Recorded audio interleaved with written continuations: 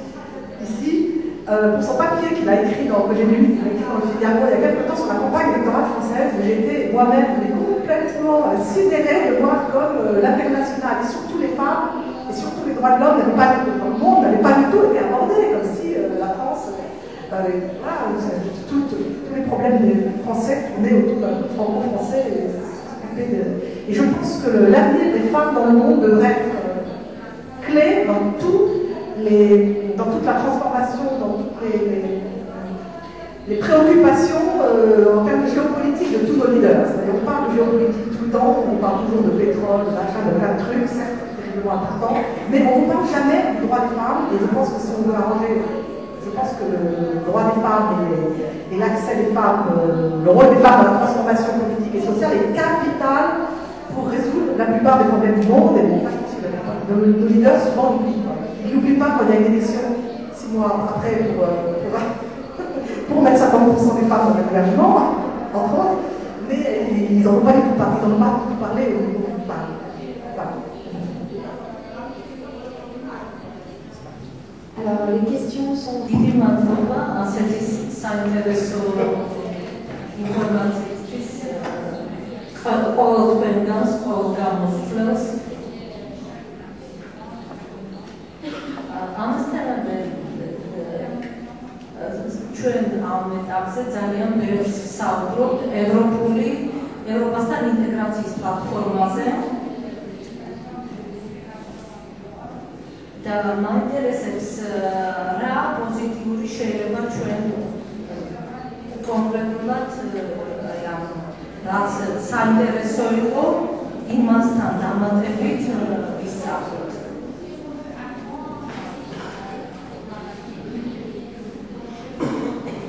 ის რაც შეეხება კანონებს ოჯახურ ძალადობასთან მიმართებით საქართველოში ბევრი პოზიტიური გაკეთდა. 2006 წელს პარლამენტში იყო დამტკიცა კანონი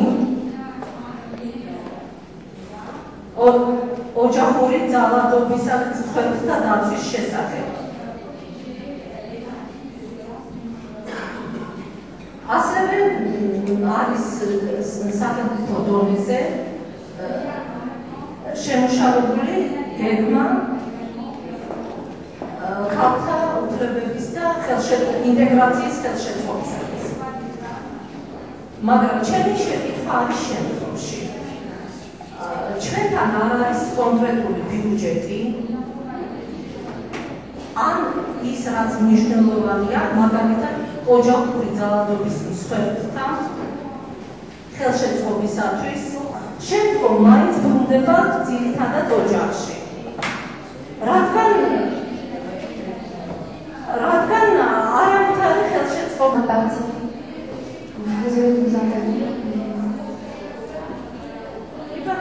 Est-ce que quelqu'un veut répondre à la question?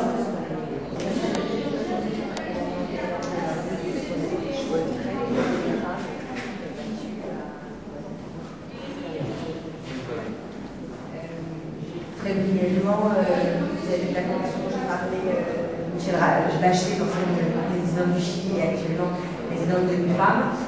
Dans ce rapport, effectivement, il est évoqué le fait que juridiquement, la violence domestique est considérée comme un crime. Donc, dans ce sens, on brise quand même le silence des femmes.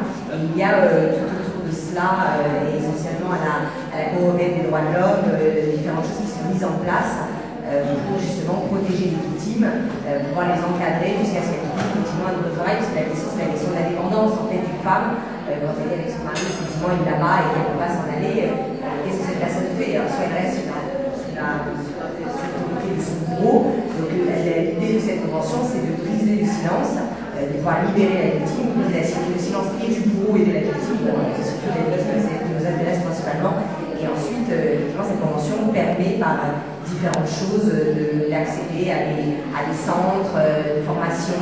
Voilà, très concrètement, il y a un budget qui est mis en place pour ça grâce au Conseil de l'Europe. Il y a une dernière question, Madame Alice. 10 years ago when I left this country, I was anti-feminist. Today I can say that I'm feminist and we are talking about trainings and education of women. And I believe that the only way to solve this problem equality between men and women is to educate men too. Because for me, this negative connotation of feminists, it comes from the understanding of men that we are somehow against men, and I want to see empowerment of men, and I want to live in a society we are equal. Les premières réunions que nous avons fait à Kaboul après la libération, nous avons organisé des réunions de femmes afghanes, de l'Union de l'étranger, mais la première chose qu'on a dit à toutes ces femmes, c'est de venir avec leur mari. On ne voulait pas qu'elles viennent seules, enfin on ne voulait pas venir seules, mais on suggérait qu'elles viennent avec leur mari ou leur frère, parce que très souvent elles sont sous la de leur frère ou leur oncle, enfin avec des hommes de leur entourage, parce qu'on leur a dit ça ne sert à rien de faire des conférences comme ça, de parler de vos droits, de parler de ce qui est inscrit dans la Constitution afghane. Si vos maris n'entendent pas, ils sont pas là, si elles rentrent chez elles et que leur mari ne veut rien entendre, ça ne sert complètement à rien.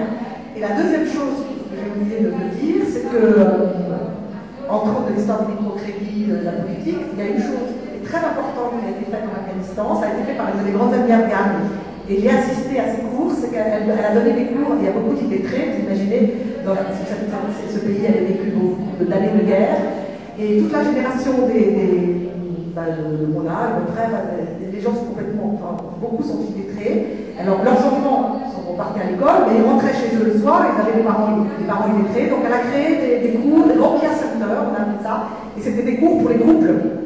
Alors elle acceptait que les couples. Et en temps en temps, il y avait un homme qui voulait dire seul, une femme qui non, on acceptait que les couples, et on leur donnait ils avaient droit à un certificat au bout d'un an.